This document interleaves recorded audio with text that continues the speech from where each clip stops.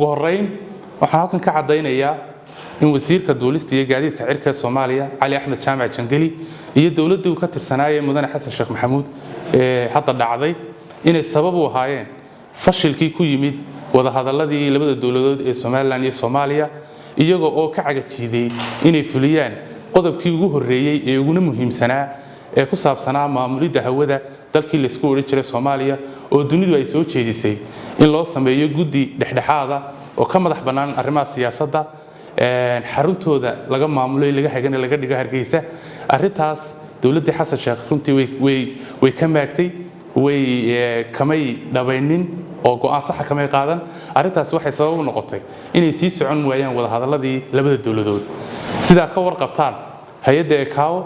waxay asasmanadii ay sameysay oo dhan ay ku baahisay ku cadeysay dunidana u qirtay in goobta ugu wanaagsan ee laga maamuli karo hawada hadday tahay xagga nabadgelyada iyo hadday tahay xagga adeegyada inay tahay Hargeysa sidoo kale waxa ogeydeen wada hadalkii ugu dambeeyay ee Istanbul 3 in dawladda Soomaaliland ay soo dhigtay 3 qodob oo ku saabsan qaabkii loo wadaag lahaa hawada iyadoo walaalo la yahay loogana wada faa'iideysan lahaa 3 qodob hay'adda ECAO dhamaantood waxay tiri waa qodobo macquula dawladda Turkina way uga marxaati furtay qodobadaas waxay haayeen in xarunta ugu weyn laga maamulo hawada dalkii Soomaaliya loo jiray Hargeysa laga dhigo isla markaana la sameeyo guddi farsamo oo wada jira oo labada dawladood ay heshiis ku yihiin qodobka labaadna wuxuu ahaa in la sameeyo laba xarumood oo tameenkii Hargeysa noqoto talabaad ee supplementary in Muqdisho laga dhigo isla markaana guddi farsamo ay maamulaan qodobka saddexaad ee Soomaaliland soo jeedisay wuxuu ahaa in loo kala qaybiyo labada dal hawadooda oo qolo walba cid la kaashanaysa sida uu maamuleysaba ay u maamusho waxa soo wada hadala iyo qodoba waxa runtii ay ka socon waayeen dawladda Xasan Sheekh Maxamuud waa ayaan daro wasiir Ali Jaamac Jangeli inuu maanta iraahdo waxana lagu wareejinayaa hawadii dalkii Soomaaliya la isku oran jiray iyadoo bishii January aynu dhaafnay lagu qabtay dalka Hindiya shirkaas oo lagu soo jeediyay in hawadii dalkii Soomaaliya la oran jiray loo qaybiyo 4 dal Hindiya Seychelles Ethiopia iyo Kenya in loo kala qaybiyo kadib markii wada hadalada ay guuleysan waayeen annagu ka Soomaaliland ahaan dunidana waanu tusnay iyagana waa soo bandhignay in naga dhabahay in hawadii labada dawladood lala soo wareego laga faa'iideysto laga madax banaaneeyo siyaasadda laakiin nasiib darro waxay ka socon weyday dawladda waxaan halkan baaq uga dirayaa dhammaan dalalka Geeska Afrika iyo goboleedka IGAD beesha caalamka iyo dhammaan ummadda Soomaaliyeed maamultoodba waxaan u sheegayaa in qaabka kaliya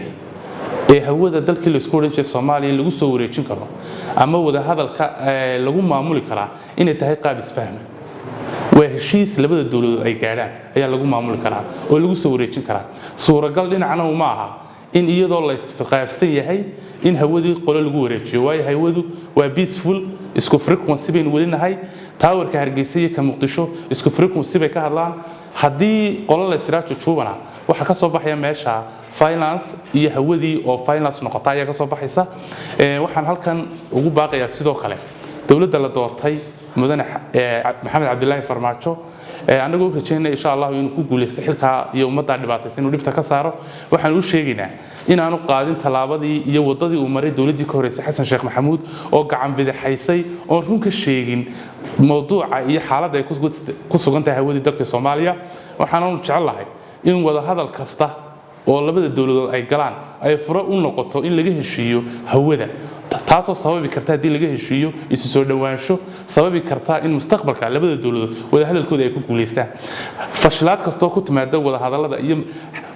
xasad kasto la xaasiday in Hargeysa xarunta laga dhigo waxay sii fogeynaysaa isu soo dhawaanshaha labada ummadood oo ka sugaya runtii wada hadalada labada dawladood inay noqdaan qaar ay ka soo baxdo wax natiijo ah oo labada ummadoodba ay raali ku yihiin aad iyo aad u mahadsantahay salaam alaykum